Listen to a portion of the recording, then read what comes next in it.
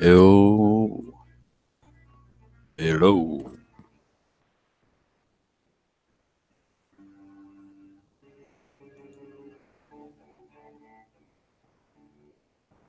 Okay.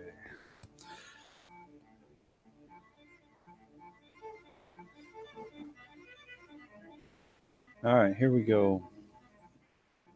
Hold on a second.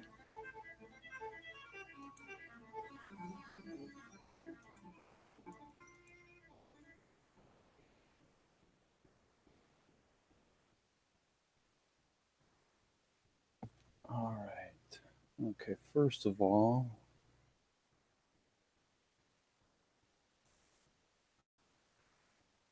let's see where I'm at here. Okay. I'm gonna play this video here. All right. Sort of open things up. And first of all, I gotta make sure I can hear it.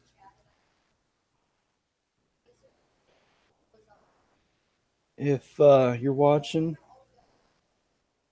let me know if you can hear this.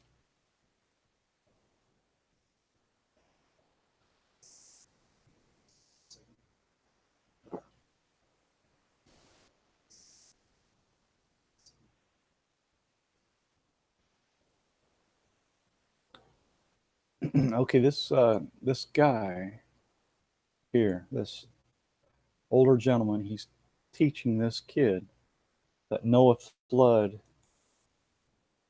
is a myth. What does the Bible say about? Isn't there something in the Bible about you know teaching children things they ought not? But whoso shall offend one of these little ones which believe in me, it were better for him that a millstone were hanged about his neck and that he were drowned in the depth of the sea. And I thought maybe there's some legal way to get around this, but he's teaching this little one he can't believe in the Bible.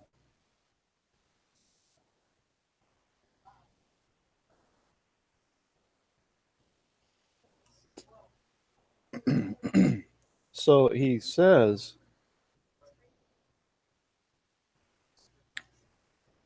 yeah, he's going to struggle with that answer because he's got to say the Bible's not true. Therefore, you got to depend on him and his expertise to know what the Bible says. But let's take a look at what the Bible says.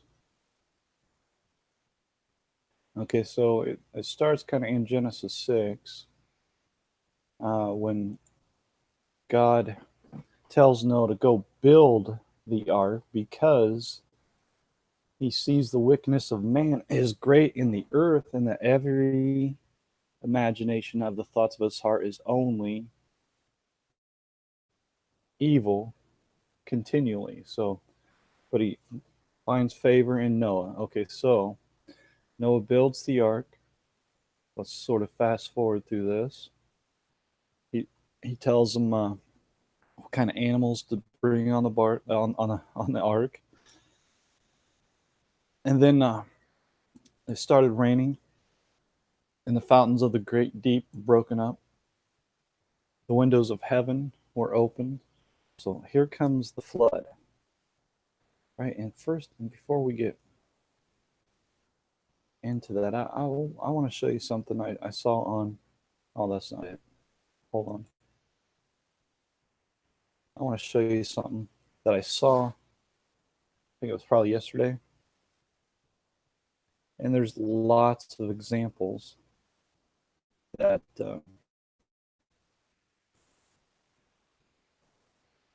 that I could give on this, but I just gonna look at this one. Maybe not. Maybe this won't work. Okay. So, anyways, just that image right there, you see the water rushing. Now, imagine the whole world being covered in water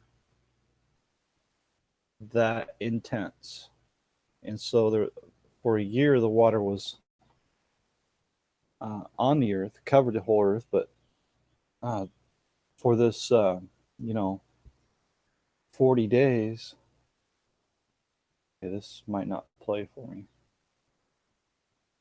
All right. So, anyways, so there's a period of time, for a long period of time, when the waters were very intense. All right. So I think if we fast forward to chapter 8, it says, God remembered Noah and every living thing and all the cattle that was with him in the ark. And God made a wind to pass over the earth, and the waters assuaged. They became less intense. So they had to have been extremely intense for a a long period of time, and uh, nobody could survive that. So I'm not even going to try to do this. Facebook is so screwy sometimes. It is for me anyway. So here we go. I don't know if you have the same luck with Facebook or not. Okay, so the image is not going to be clear, but you can see there ain't nobody surviving this sort of flood. I mean, it had to have been, when you think of a worldwide flood, it had to have been very, very damaging. There we go. Yeah, that's what I thought. See, Facebook just does whatever it wants. Okay, never mind that.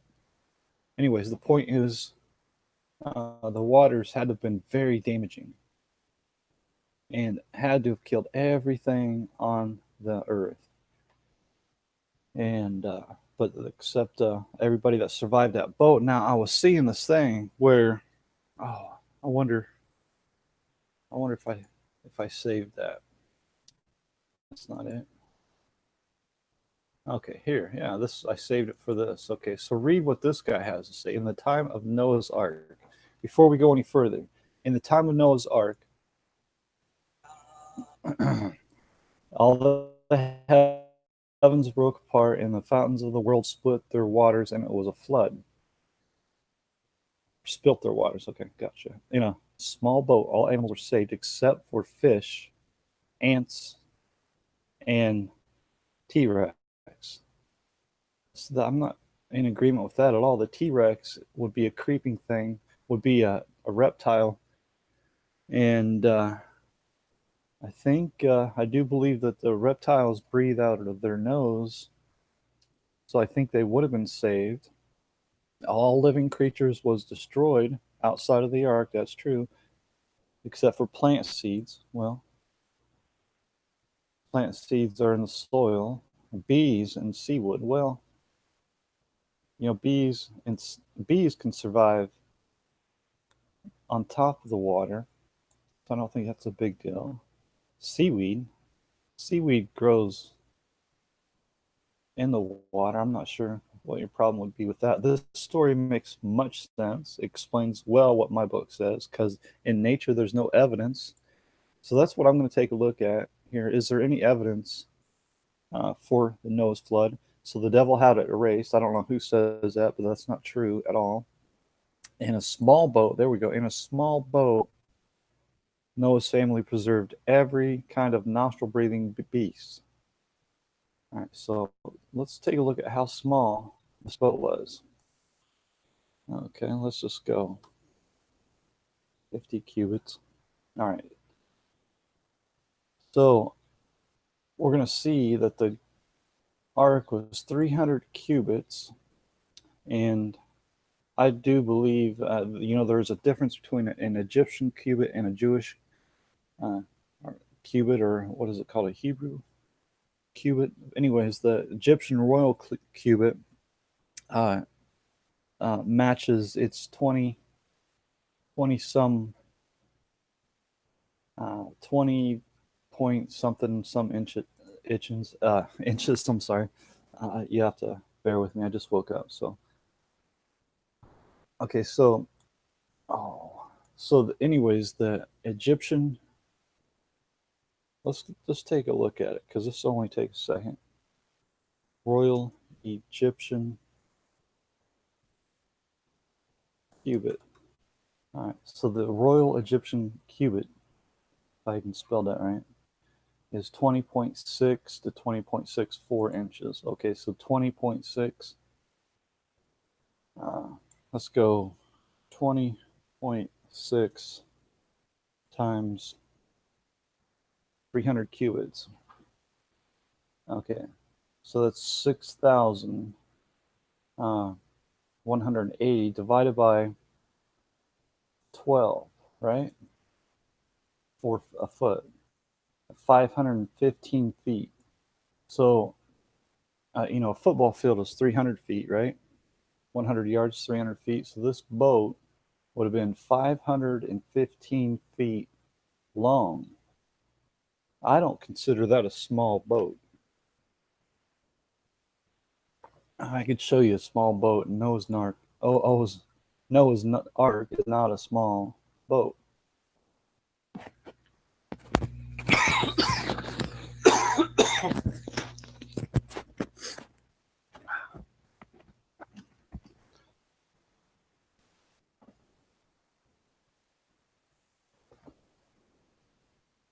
Okay. So anyway, um, yeah, this is kind of all nonsense here. Hold on.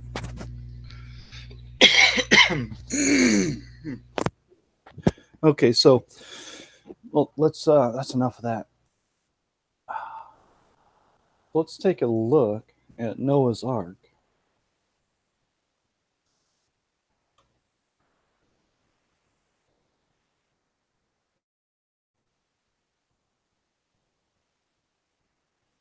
It's going to take us right there in Google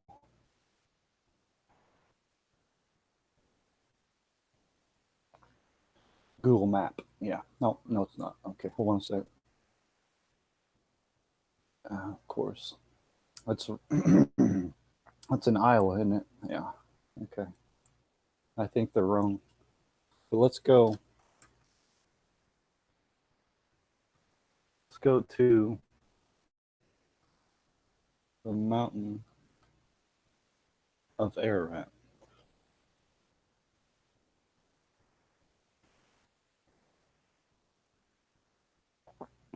There we go. Okay. Right there. Well, I think we got the right one. So this will take a long time to load, so we'll let that load. And let's find the Bible verse that's going to support this landing spot for Noah. Okay, and once the water's cleared up enough for them, they got off the ark. Okay, right here, God said, "Go forth of the ark, thou and thy wife and thy sons and thy sons' wives with thee. Bring forth with thee every living thing that is with thee, and of all flesh, both of fowl, of cattle, and of every creeping thing that creepeth upon the earth, that they may breed abundantly in the earth, and be fruitful, and multiply upon the earth." And Noah went forth, and his sons, and his wife, and his sons' wives with him. Every beast, every creeping thing, and every fowl, and whatsoever creepeth upon the earth after their kinds, went forth out of the ark. And Noah built an altar unto the Lord, and took every clean beast and every clean fowl, and offered burnt offerings on the altar. Okay, so the burnt offerings would have been from the animals that reproduced in the boat. Okay, so they were in the boat for a year. So some of these animals would have. I don't know how. I don't have a list of how often animals can reproduce. Some reproduce faster, more abundantly than others. So I'm sure those burnt offerings wouldn't be a problem. And the Lord smelled a sweet savor. And the Lord said in his heart, I will not again curse the ground any more for man's sake, for the imagination of man's heart is evil from his youth. Neither will I again smite any more every living thing as I have done, while the earth remains, seed time and harvest, and cold and heat, and summer and winter, and day and night shall not cease. While the earth remains. I think that's the key right there. Because it says, while the earth remain, day and night shall not cease. And then you go into the book of Revelation, and it says, uh, there will be no more need of the sun, and day and night will come to an end. Okay. So let's see if this is loaded here. Mount Ararat climbing. There we go. Okay. All right. So let's see if I can find this here. I want to find a boat from outer space or from the sky, from a Google airplane. All right. So let me think about this thing. So Noah's Ark has to be right in here. On this side, I'm not going to be able to find it. I'll have to try that search thing again.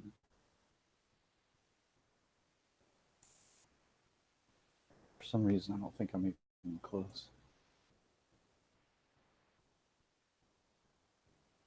Yeah, I'll just I'll do it like this.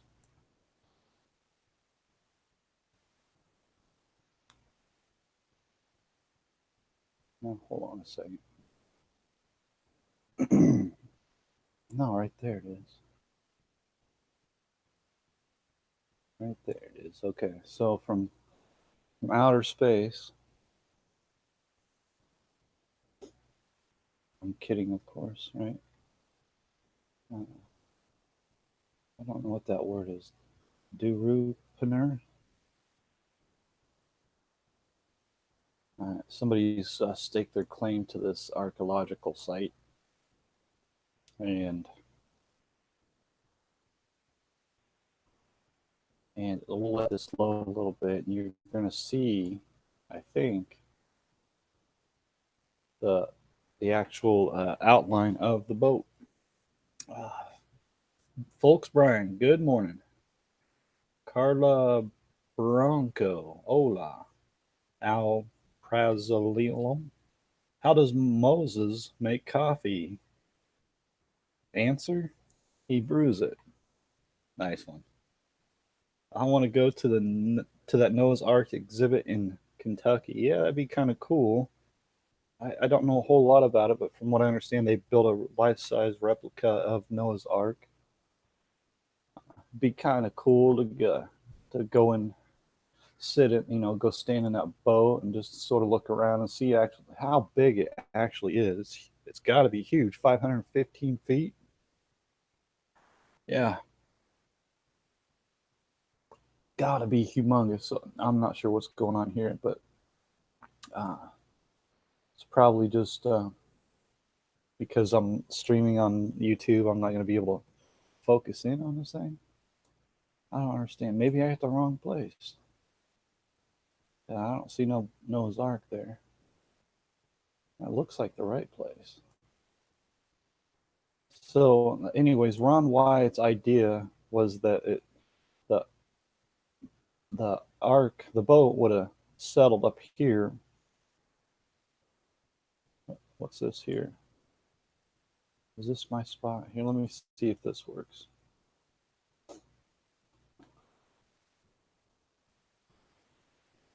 Right there.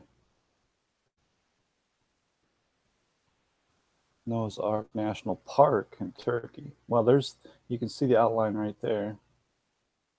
And anyways, what Ron Wyatt said, and he's right, that the Noah's Ark would have settled up on top of the mountain and then through time slid down. And it might not have been at the very, very top, the very tip top, but it was certainly high up on the mountain.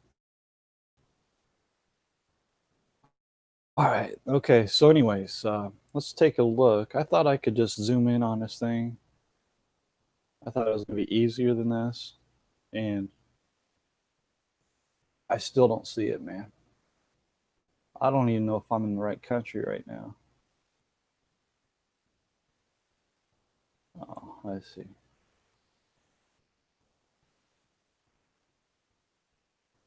Yeah, I still think it's right over here somewhere. So, anyways, let's take a look. I still think that's it. No? All right. Well, it don't matter. Yeah, that's it. Right there. There's a picture of it. They just won't let me zoom in for some reason. That's weird. Okay, whatever. We're going to take a look at Noah's Ark through Google Images, and I got a Catholic friend who says that's not Noah's Ark, and he's got there's an alternate place where these Catholics say that Noah's Ark is, because this is devastating for the Roman Catholic Church, because this right here is evidence that the Bible is true, and the Roman Catholic Church does not want people to believe in the Bible. That's my opinion. What is this? I've never seen this. This doesn't even look real to me. And if that's, forget about that. Okay. All right, there we go. All right, so there's Ron White right there. So he measured this area, 515 feet exactly, he says. And so that's an interesting shot right there. I wonder if that tells us how many feet it is. So I don't see feet anywhere, but that's a great angle of the boat. So anyways, the boat would have started near the top of the mountain and slid down to this place right here.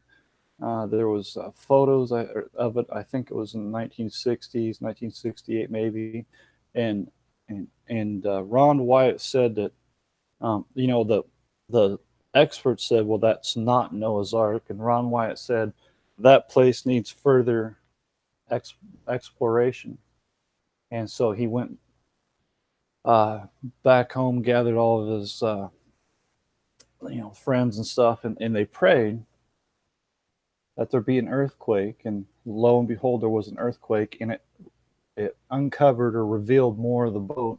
And so he went back there in 1972, 1976, or whatever year it was, and did some more exploring on it. Okay, and so there's all these images right here. This is proof of Noah's Ark, and this other place that these Catholics say is Noah's Ark. You won't even see pictures of it because it's ridiculous. It's a side of a snow mountain, and that somebody found a piece of wood inside of a canvas area there, and it's just silly. It's just silly. They're trying desperately to get people to doubt uh, Noah's Ark. Okay, so I want to show some further evidence.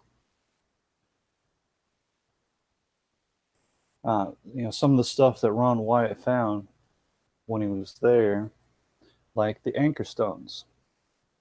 All right, so I mean, you think of a 515-foot long boat, you're gonna have to have these anchor stones to try to stop and control it after the violent flood. Once you rest on the mountain of Ararat, unless you plan on crashing it into. I think they had anchors to control it while the earth was, while the waters were going crazy. I'm not an expert on this stuff. There's Ron White right there next to this anchor stone right there. You see a bunch of crosses on there, which was interesting. There he is again with the Turkish official, looks like. Somebody from Turkey. Looks like his partner. And uh, I do believe that, what was that? That might be another broken off anchor stone. Anyways, very interesting stuff. And then that's that's along the river going into the Red Sea there, I do believe, right there. Okay. Anyways, that's right there. Hey, check that out. I think that's probably accurate right there. So they would have had these anchor stones to control the boat to keep it from tossing and turning. That's what I think. It's pretty interesting stuff. Okay, I don't know if there's more stuff. You know, he found some wood there. No, that's not it, is it? Yeah, petrified wood, laminated deck timber, Ron White Museum. Okay, so this is a piece of wood that he found there. He found a lot of stuff, and I don't think I know everything that he found, but the evidence is clear. That's Noah's Ark right there. And so what I wanted to do, and it's not going to let me, is I wanted to show you this right here exactly from outer space. And then they would have traveled, I do believe, if we read further in Genesis 9, what Genesis, here, somewhere in the Bible, it says that they, you know, God said, replenish the earth and all that. And so I think they went to the west. All right. All right. So I don't want to spend don't want to spend any more time on this, but let me see if I can sort of give you an image, an idea. Okay, they would have went to the west here. I think they would have ended up here in this area here, and then ultimately they would have came to a place where they would have built the Tower of Babel. Okay. So we read about the Tower of Babel in Genesis 11. And I would like to know exactly where that spot is. Maybe somebody knows and I just don't know. But I was thinking it was pretty close to this area here. Somewhere to the west. And I think there would have been some flat land somewhere around here. Doesn't matter. I'll spend all day looking for this if I don't hurry this up. So anyways, so they would have landed there. And then from this point here, wherever the Tower of Babel place was, okay, then God would have scattered them all over the earth and given everybody their own language.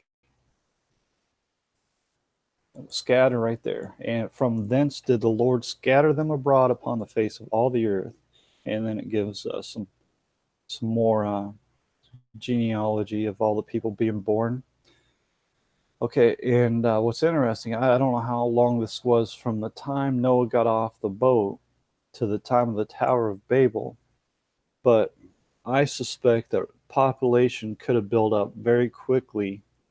I believe you could have well over, about 3 million people in about 100 years, and then like 3 trillion people in 200 years. So population can build up very quickly, and you have to understand that during this time, women would have had great pleasure, great joy in having children.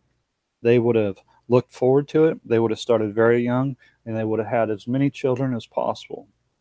Okay, and then back in this time, they are also living longer as well. Today, we got the complete opposite.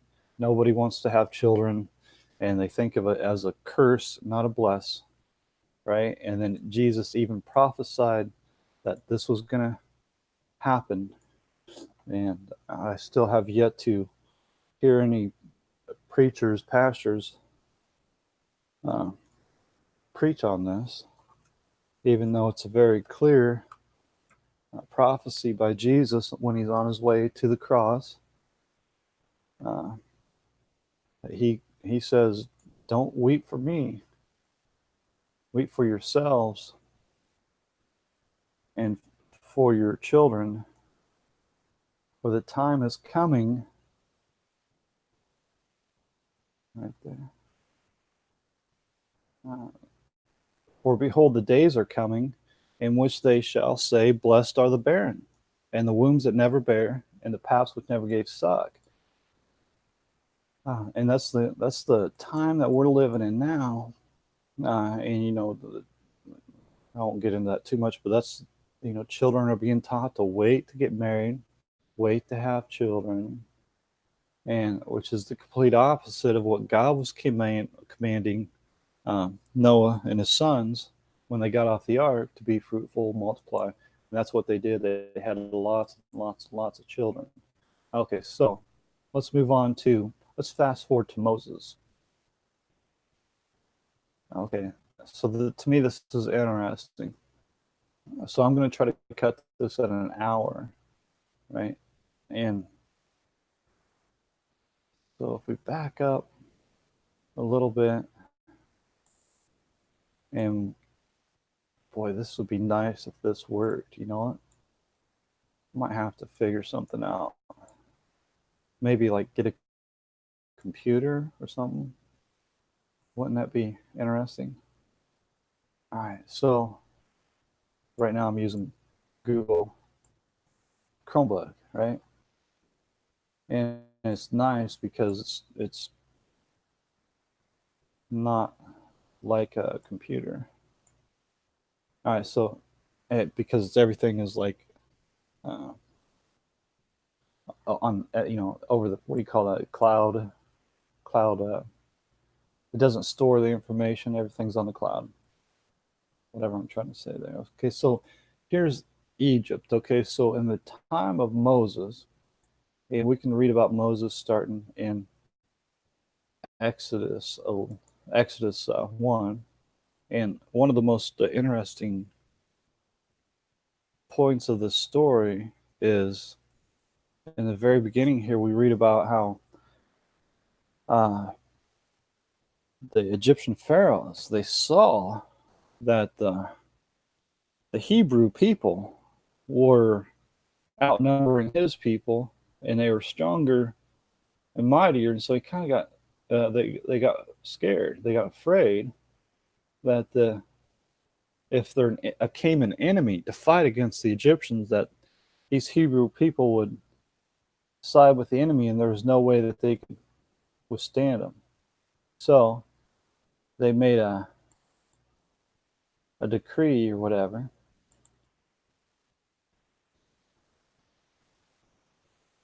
Right there. It says, okay. Now there rose up a new king over Egypt, which knew not Joseph. And he said unto his people, "Behold, the people of the children of Israel are more and mightier than we. Come on, let us deal wisely with them, lest they multiply, and it come to pass that when there falleth out any war, they join also unto our enemies and fight against us, and so get them up out of the land. Therefore they did set over them taskmasters to afflict them with their burdens, and they built for Pharaoh treasure cities in Pithom and Ramses." Okay. But the more they afflicted them, the more they multiplied and grew, and they were grieved because of the children of Israel. And the Egyptians made the children of Israel to serve with rigor. Okay, and they made their lives bitter with hard bondage in mortar and in brick, in all manner of service in the field. All their service wherein they made them serve was with rigor. Okay, so I want you to remember this in mortar and in brick, because that's I'm going to talk about that here in a second. Okay, so so fast forward here, and they say, okay, the Egyptians the king of Egypt made a, a decree. He says that if they have telling the midwives who delivered the babies, if it be a son, then you shall kill it. If it be a daughter, let her live. But the midwives feared God and not the king of Egypt, so they didn't do what they were told. Okay, and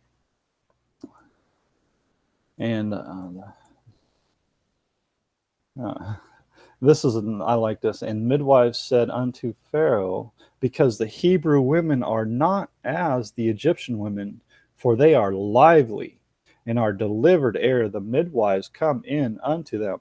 Therefore God dealt well with the midwives, and the people multiplied and waxed very mighty. Okay. Now the Hebrew women are very lively compared to the Egyptian women. Pretty interesting, I think. And it came to pass, because the midwives feared God, that he made them houses. And Pharaoh charged all people, saying, every son that is born you shall cast to the river, and every daughter you shall save alive. And so what happens is, um, when baby Moses was ordered to be killed, and Moses' mom feared that they would come and kill her baby, so she made a basket that would float in the water, and she put baby Moses in the basket, set her in the water, and then had her daughter, Moses' sister, watch after that basket, because they set it uh, next to the where the flags were, Egyptian where the Egyptian princes would have been the daughter of Pharaoh. That's what I'm looking for right there. The daughter of Pharaoh would have been in the river, and so she would have saw the basket, and she saw and grabbed the basket, and as soon as she pulled it out of the water, Moses' sister came along and said, "Shall I go and call to thee a nurse of the Hebrew women, that she may nurse the child for thee?" And Pharaoh's daughter said, "Go." And so Moses' sister went and got her mom, Moses' mom, and Moses' mom, the baby was returned back to Moses' mom to nurse it until I didn't need any, until it was weaned or whatever, didn't need any more nursing, and then Moses was given back to Pharaoh's daughter and raised as a prince. Anyways, so I think that's all very interesting. That's one of the most interesting aspects of the book of Exodus, I think, is how that baby was returned to his mother, and it was protected from birth, really. And so what happens is Moses, he uh, he kills uh, he kills an Egyptian, and so he fears that they'll come after him because he killed an Egyptian, and so he flees to the mountains, and in the mountains he finds God, and God says to go back and get my people and bring them out of there. And then we consequently read about the 10 plagues, right? And so then the after the 10th plague is where uh, the firstborn of every Egyptian, including all their cattle and so forth, the firstborn was killed. Sort of like what, or sort of, almost exactly like, well, sort of, I guess might be a better word, exactly like what the Pharaoh did to the Hebrew people, to God's people, to kill the firstborn.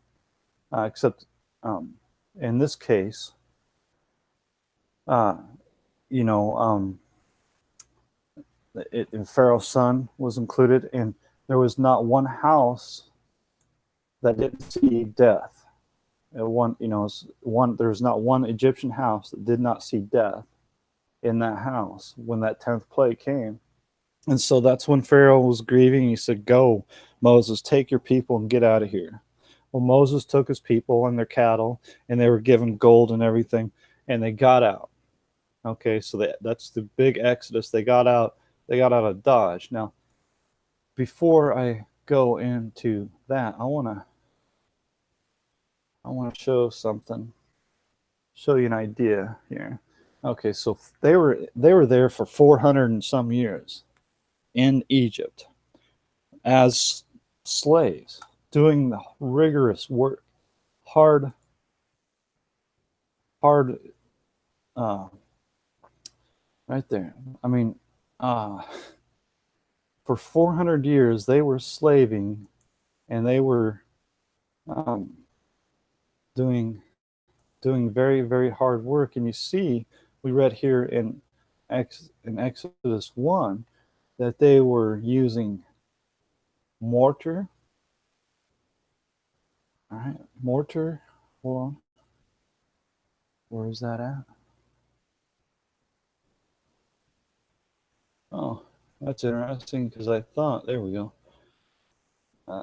Mortar, and they made their lives bitter with hard bondage in mortar and in brick. Okay, so take a look at this. Who do you think built this? Egyptians? No. You look closely, these are all blocks, or what you could call bricks, right? I mean, these guys would have had to take a long time to build this stuff. They would have had to have been dedicated to their work. They would have had to have been hard workers. And in my mind, there's absolutely no doubt the Egyptians did not build this, but the Hebrew people had to have built this. And not just this, but a lot of other stuff. And what's interesting, before this, now this is my opinion, I think this was built after Joseph. And I believe Joseph even built a pyramid, or maybe not himself, but there was a pyramid built during his time, him and his people. And then this is the work of the Hebrew people, who were experts and worked rigorously and very hard at this. And they had to have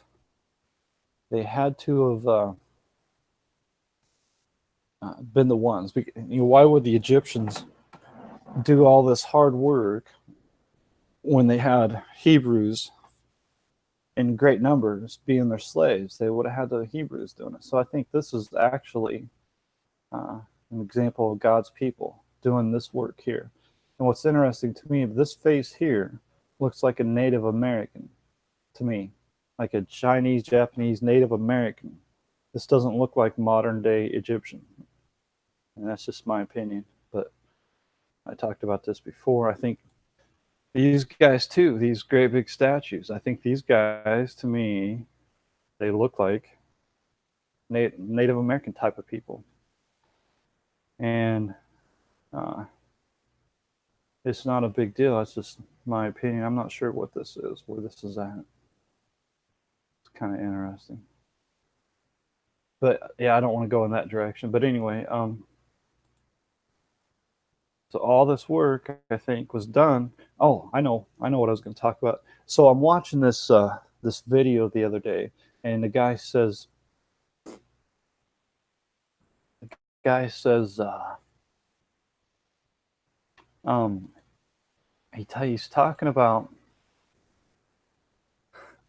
he's talking about this place in Egypt. Okay, give me a second here, and I'll figure it out. It's got one of those funny Egyptian names, and the guy's name is Brian Foster or something like that. So he's over there in Egypt, and he's showing all these images here, and he's right there, right on the spot. So So anyways, this ain't gonna load for me now. I don't know why this is, but I think this might have been yesterday. I'm gonna find out here in a second. Brian Oyster. If I can find him. Alright, I guess I can't find him now, so that's interesting. But anyways, he's right there on the spot. He's showing images of the stones on the ground, and wow, maybe it was a couple of days ago. Well, did I go over it or something? Because I thought it was yesterday. All right, forget it. It doesn't matter. Anyways, the point is, this is ridiculous. Why is this going so slow? Right there he is. All right. Anyway, so there's these giant obelisk or whatever right there. You can see a picture of it. Aswan granite quarry. That's the word that I can't say without looking at. All right. So, anyways, he wants to make the claim that this is 100,000 years old, and that UFO aliens from little green men from Mars came here, and they pulled out their special magic tools, and they zapped it. They pulled the trigger and zapped it, and their antennas did this thing, and therefore it made these great big obelisks. Okay, or I'm not sure exactly what his claim is, but here's the thing. Here, for example, you take this. This is probably the best image right here. So you look, and you could see that they started working on this. It's like they were in the middle of making this stone. All right, and so Brian does a great job of showing this stuff. He's right there on the ground, and he's looking at the stuff, and he's remarkable. All the places that he's able to attend, remarkable work. That the only difference I have with him is his interpretation of what he's looking at. So if you were to look on the other side of the stone, you would see this something very similar to this. It's like they were almost like there's people working here, there's people working on this side, and they were going to meet in the middle somehow. I'm not sure how that thing's not going to fall on them, but they obviously made this their life's work, right? So to me, it looks like they were in the process of making the stone, and then all of a sudden, it's like something happened, and they just walked away from their work. Well, is there anything in the Bible that would coincide with this possibility that somebody was working on these stones and then they just got up and walked away? And isn't that exactly what we read in the Bible? That Moses took his people. You don't think they were in the middle of all kinds of work when they just said, let's get up and out of this place? And so they got up out of that place and they headed for the mountains. And so if I'm able to work this thing, we would see here that we got the pyramids over here. Okay, and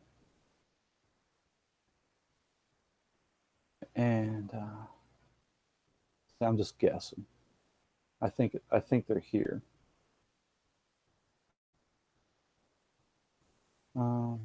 Okay, so I'm not going to zoom in because it's going to take too long.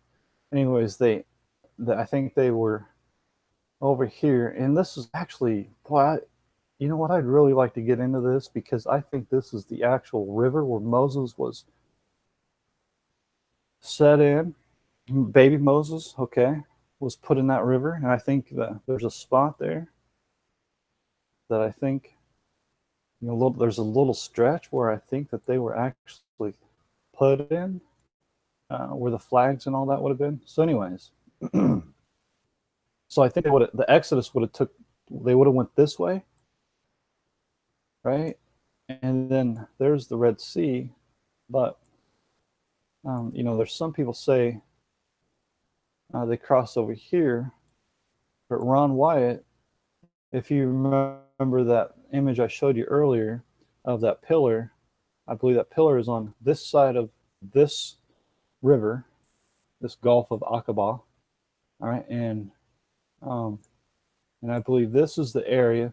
I believe. Okay, so I got 5 minutes, but boy, I want to try to do this in a way where I can trace their travels from up there all the way to this point here, and then there would have been, what, 300,000 or however many people there were basically trapped right here in this area, and Pharaoh's army were chasing after him, and I believe that they were right here, and they had no way to get out. And so this is when God said, "Put your rod over the waters," and the waters departed, and everybody started making their way over this way, and then soon followed the Egyptian army. And as soon as all the God's people crossed, God closed the waters up on, killed the entire army of the Egyptians, including the Pharaoh chasing them. Okay, and so then Moses would have went this way. Moses and his people would have went this way to Jebel al-Laz. Okay, so this is the mountain where it looks like God came down and burnt the top of it. Okay, and then if we went before that, see, on their way there, they got thirsty, and I probably won't find it now. The rock of Horeb should be over here somewhere.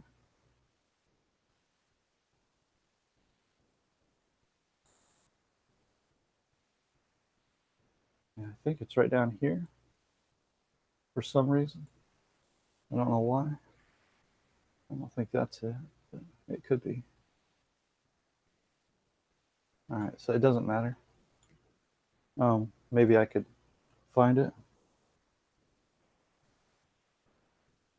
So, anyways, if I had more time and if I was better at this, I'd go through a whole entire presentation showing their path or where they went from place right there. Yeah, I was close, wasn't I? So you can zoom in from outer space or whatever. I'm kidding, obviously. And you can't see very well, but you can see the split rock of Horeb. If you play around with it, you can kind of see how it sticks up. And I'm not happy with that image right there. To me, that looks like we're on the moon. And I'm not seeing it, fellas. But you can I've done a video on this. You can see these images, and it's very clear this rock stands out. It's a huge rock, and you can see evidence of wait a second.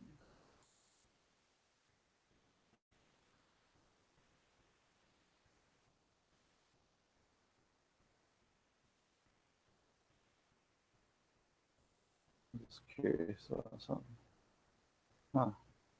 Right there, that's my video. That's pretty cool. Okay. All right, so anyways, that doesn't matter. Anyways, so they would have gotten water there, uh, large supply of it, and then ultimately came up to this mountain and so forth. And let me read some comments before I got to go. I was going to keep this at 1 hour. All right, and so I want to try to do this again sometime and sort of trace the footsteps of Noah and trace the footsteps of Moses, because there's a lot of evidence I didn't even go over, but there's all kinds of evidence to support these places, and it's fascinating to me. And I think if more people knew about it, uh, the more faith they'd have in the Bible. Because, like I was showing you at the beginning of this, about an hour ago, that there's these people that are claiming that Noah's Ark was a myth, or Noah's flood was a myth, and it's quite incredible. See, this is what I need right here. Not sure what this is exactly, but I don't know how you could say Noah's Ark was a myth when the evidence is overwhelming. And like I've uh, said 1,000 times before, you take a look at like the T-Rex, which is the Tyrannosaurus Rex. Well, that is if you look today at the Jesus lizard, which is I forget the name of it now. If you do a search though and look at the Jesus lizard, it walks on water, is why they call it the Jesus lizard, and it walks on 2 feet or runs on 2 feet, and it looks just exactly like a T-Rex, except really small. Well, before the flood, everything would have lived at least 10 times longer, and it's a scientific fact that reptiles never stop growing in size. Therefore, these Jesus lizards, before the flood, they would have grown humongous in size, living for 100 years or so, doing nothing but eating and getting fat and bigger. They would have grown humongous in size. And well, humongous is subjective word. So let's see. Like in the movies, these things are like 100 feet tall, like Godzilla, right? I don't think that's the reality. I think the reality was they were like horses, big, huge. And I don't think they ran around eating people either. I don't think that's how they habitated. So, but the evidence is there that these creatures lived. Because if it's true that the reptile never stopped growing in size, and it's true that Adam lived 930 years, then you would have to find these creatures, these animals that continue to grow above and beyond what we're seeing today. And we do have that evidence, and that's with the T-Rex, the Jesus lizard, and a number of other creatures. Anyways, I gotta run. I want to keep this short. I'm gonna try to do this again, but I'm gonna try to do this in a way that's comprehensible, something and it's interesting, because I think somebody smarter than me could do a much better job. But until then, I think I need to keep working on trying to figure out a way to present this in a way that's interesting and that makes sense, because the evidence is there. Okay, so another thing, I should show a flat Earth image, because wouldn't it be nice if they did this with a flat Earth instead of this goofy cue ball thing? All right, so if you look here, oh, okay, never mind. So they're going to have clouds. Is this real-time clouds? What is this? Why would you put clouds there? Doesn't make any sense to me. Because you know it's not real-time clouds. It's just there to create the image, the illusion. And I'm not even going to go there. It's ridiculous. So anyways, if you look at, okay, so there's Africa. I can't even turn this, so forget it. I was just going to say, okay, you look over here, you see China, Japan, and then you go across here to America. Right here, I believe, is the Mongoloids. Yeah, I think when you trace back to when Noah got off the boat, and it was Shem, Ham, and Japheth that repopulated the earth, and they all gathered into one city, the city of Babel, and God spread them out. And when God spread them out from the from that in chapter 11, Genesis 11, I think this is the area that Japheth would have been scattered abroad. Okay, and so then what happened here is that Noah's Ark is not in the United States. Forget that. Okay, so then we got the white man over here, right? The Shems over here chasing after the people of India. And so what Christopher Columbus did is he thought he was going to sail around the earth and end up on the backside of India, right?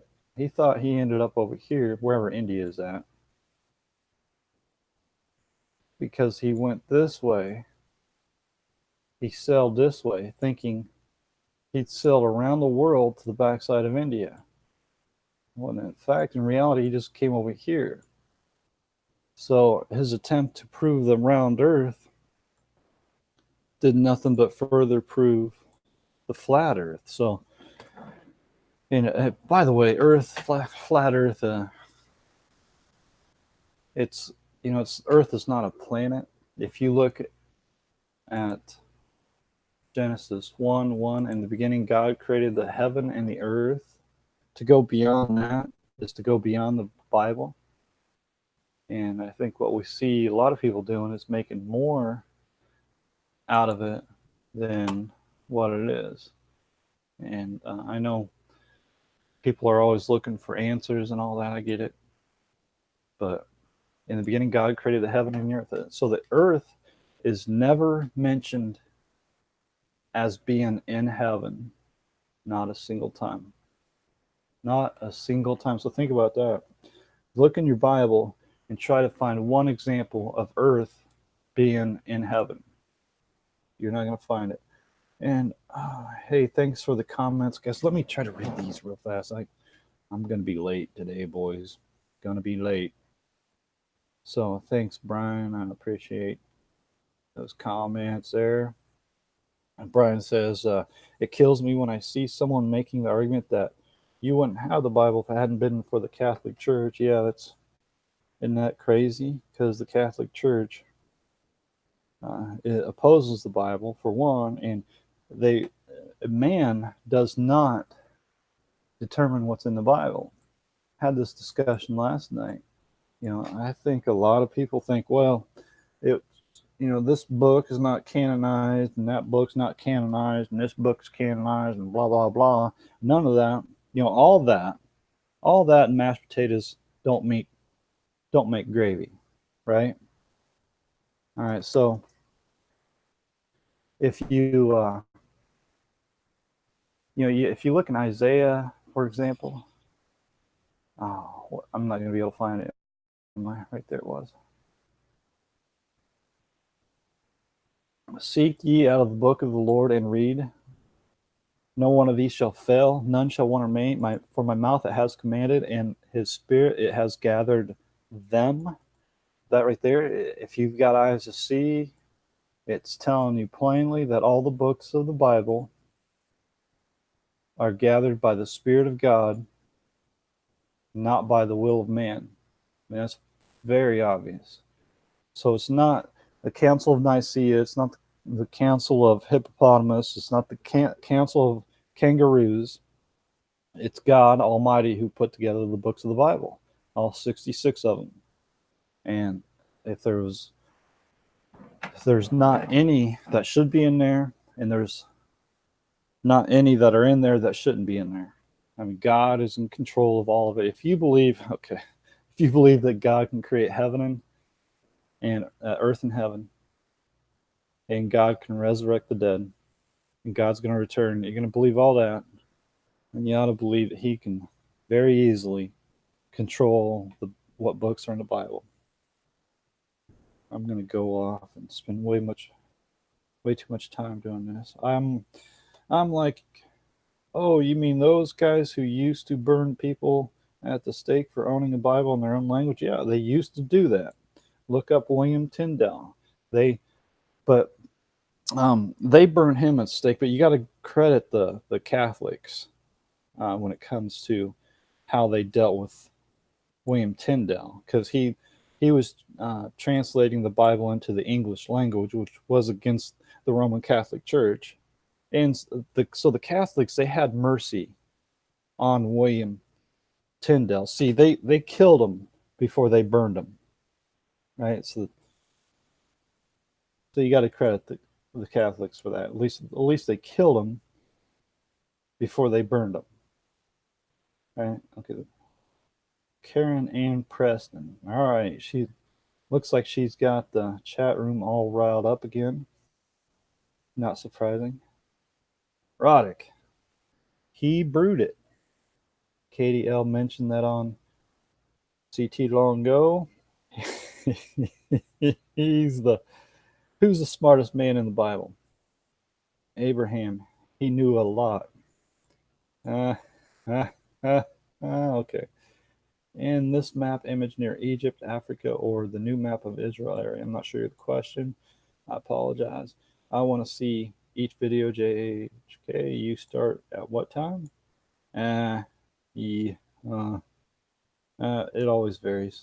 I'm going to try to be more consistent with, Friday, Saturday, and Sunday. Early in the morning when I'm drinking coffee. That way I can get this, uh, I can talk about this, get this off my chest, and then I can go on about my day. And Jesus, not Jesus, Jesus sneezes. Jesus is the only thing we need to worry about. Well, yeah, that's right. That's right. Okay, so I think we're good on the comments. I appreciate that, Karen. I guess that's not too out of control. I can accept that. Jesus is the only way, right? And Jesus is the most powerful name on earth. Think about that. You're not going to see a more recognizable, you're not going to find a more recognizable name, nor a more powerful name, nor a name used more often than the name Jesus. I mean, somebody made a point a while back. They said, watch these Hollywood movies. And I don't watch them, but I'm sure what he said was true. You watch these Hollywood movies and count how many times they say Jesus. Now, they're not saying Jesus in a good way. They're saying Jesus in a Jesus Christ, like Bill Cosby. Bill Cosby, when he was a kid growing up, he thought his name was Jesus Christ because every time his dad would say Jesus Christ, you know. Oh, I love that joke. Okay, anyways, I better run. Thanks for tuning in, and look for me next Friday. I'm gonna see if I can do something better to make this kind of cool almost. I got a vision in my head that would make it cool, but man, I'm not cool, so I can't make it cool. All right. All right. Peace out. Peace out.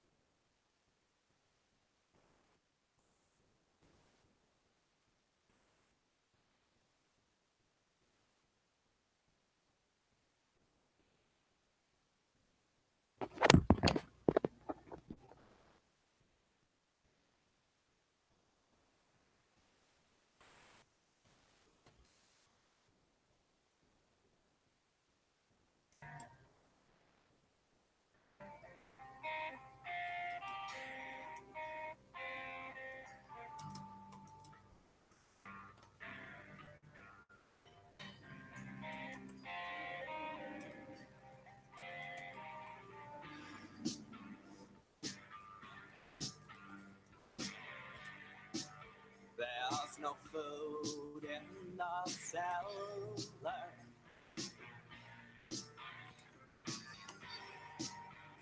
And the well is almost dry.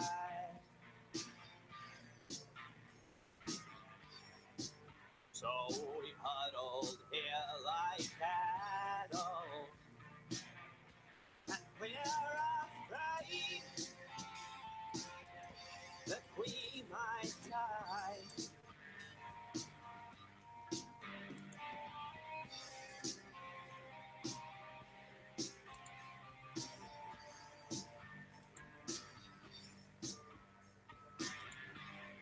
Sun in the sky is strangely absent.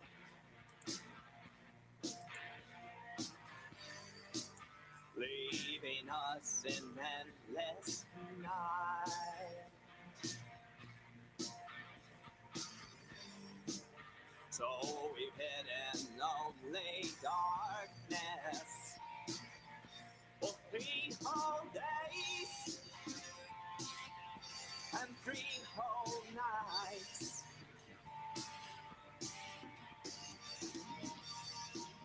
And when the end comes, I'll face it standing. As long as you stand by my side.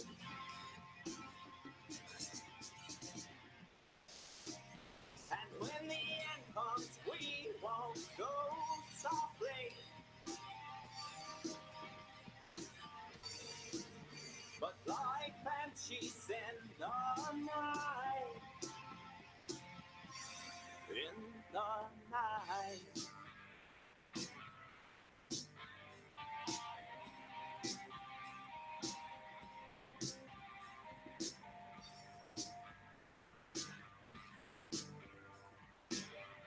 The doors are locked, the windows boarded.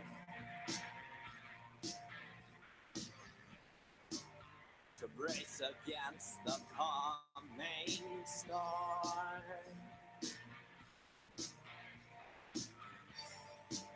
Hear the bass notes sound like thunder.